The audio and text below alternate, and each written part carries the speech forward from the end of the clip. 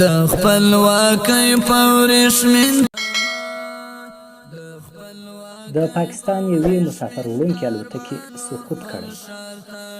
د پاکستان هوایي شرکت PIA مسافر وړونکې الوتکې کراچۍ کې سقوط کړی دی. ویل کېږي په دغه الوتکه کې 107 کسان سپاره وو چې ښایي ټول به پکې وژل شوي وي.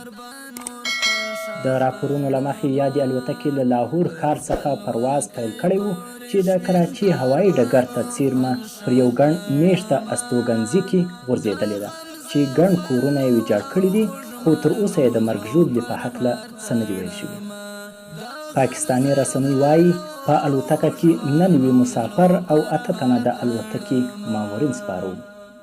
تر اوسه د الوتکې د لوېدلو لامل نه دی معلوم او نه هم د وروستیو تلفاتو ارقام رسنۍ شوی دی. په ټولنیزو رسنیو کې خپرې شوې ویډیوګانې ښیي چې الوتکه د اور خوراک شوې او ښایي د مرګ ژوبلې تلفات یې زیات وي.